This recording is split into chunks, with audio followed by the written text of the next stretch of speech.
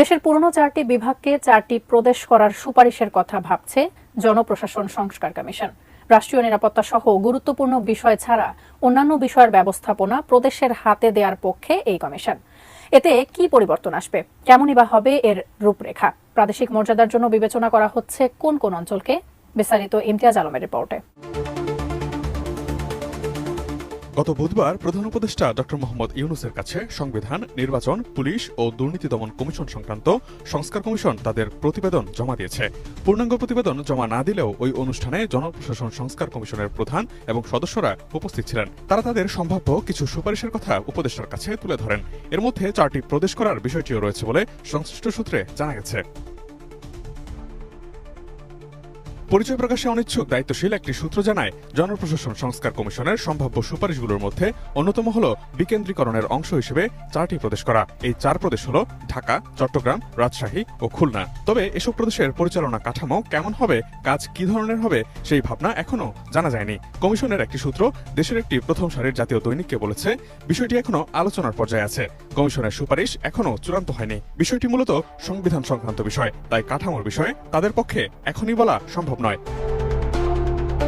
বাংলাদেশে একাধিক প্রদেশ করার আলোচনা নতুন নয়। অন্তর্বর্তী সরকারের 1 মাস পূর্তি উপলক্ষে উপদেষ্টা এম সাখাওয়াত হোসেন রাষ্ট্র মেরামতের এখনই সময় শীর্ষক একটি লেখায় 5টি প্রদেশ করার প্রস্তাব করেন। বিকেন্দ্রীকরণের উপর জোর দিয়ে তিনি বলেছিলেন, বাংলাদেশ জনসংখ্যার দিক থেকে বিশ্বে 8ম বৃহত্তম দেশ, জনসংখ্যা প্রায় 17.5 কোটি।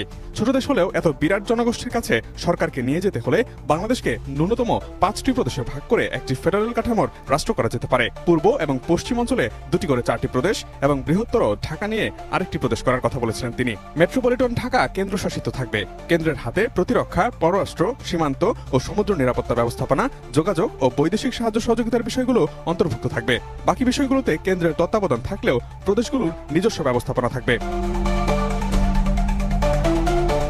তবে প্রদেশ গঠনের এই চিন্তাকে নানা কারণে বাংলাদেশের জন্য সঠিক বলে মনে করেন না স্থানীয় প্রশাসন বিশেষজ্ঞ অধ্যাপক তোফায়েল আহমেদ। তোফায়েল আহমেদ এখন স্থানীয় সরকার সংস্কার কমিশনের প্রধান হিসেবে রয়েছেন।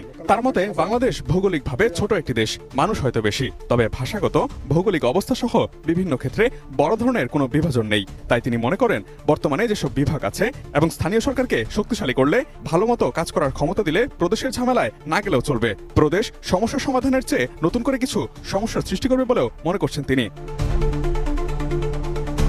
বর্তমানে সারা দেশে 8টি প্রশাসনিক বিভাগ রয়েছে। এর বাইরে কুমিল্লা ও ফরিদপুরকে বিভাগ করার আলোচনা রয়েছে। এর আগে জনপ্রশাসন সংস্কার কমিশনও তাদের সম্ভাব্য সুপারিশে কুমিল্লা ও ফরিদপুরকে বিভাগ করার কথা বলেছে।